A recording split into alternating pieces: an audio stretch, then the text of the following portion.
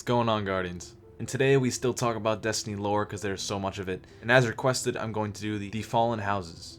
In order to tell you about the Fallen Houses, I must tell you how these actually work, and each house is kind of like its own government, but they all share the same thing. It's kind of like a three-branch government.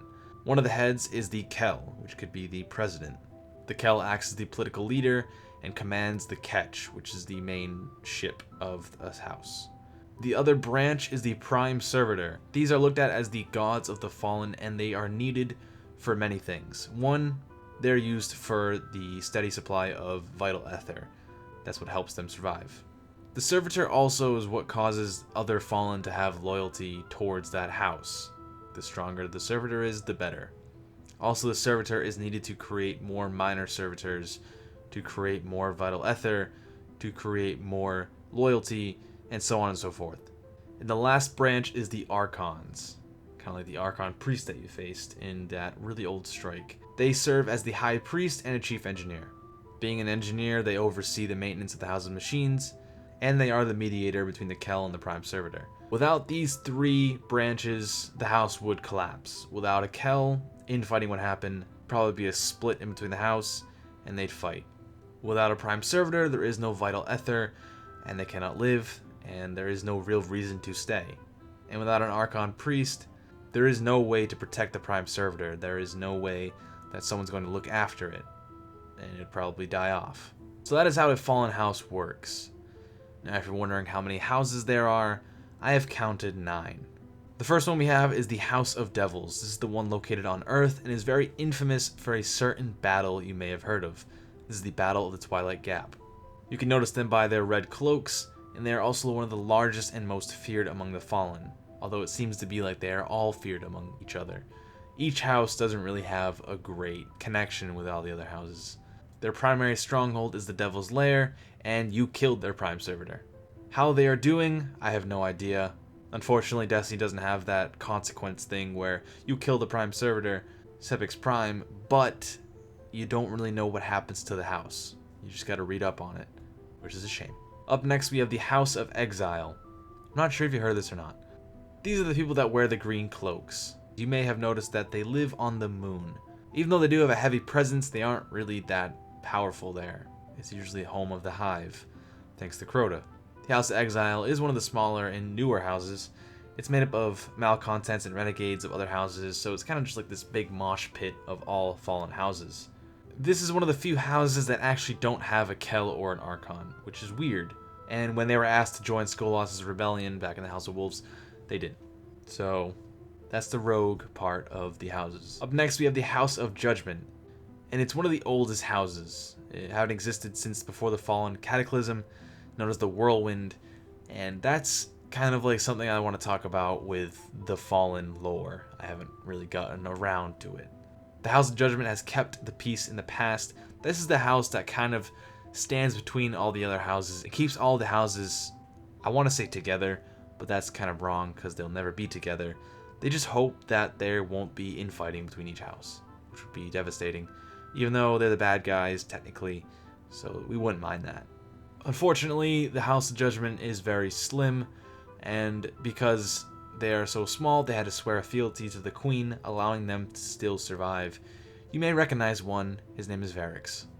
Up next, we have the House of Kings. They are the ones wearing the yellow cloaks. They have some presence in Old Russia.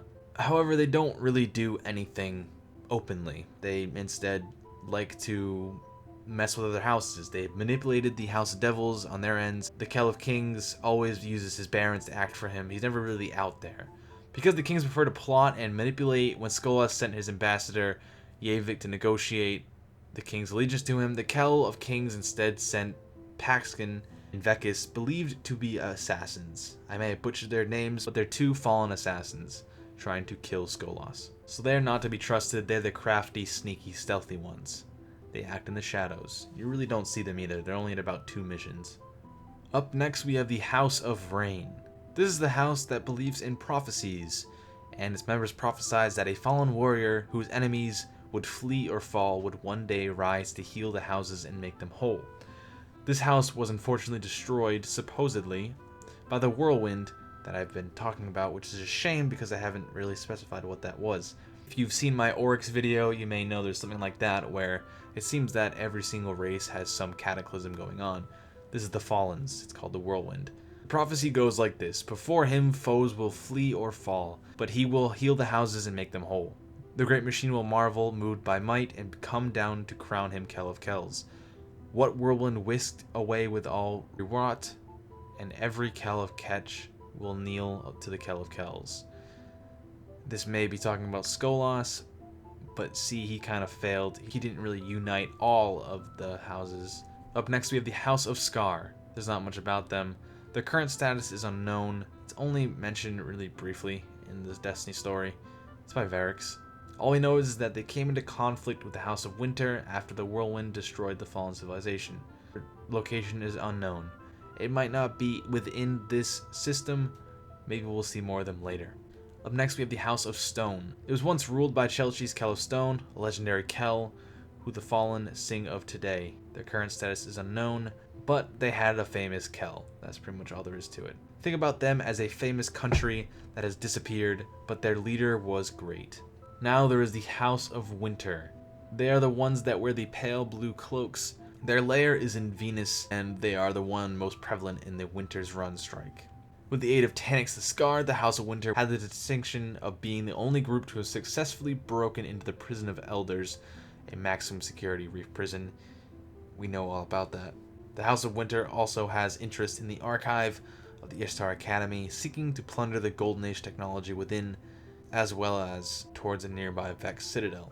That's why you see these Fallen wandering around Venus in search for more stuff.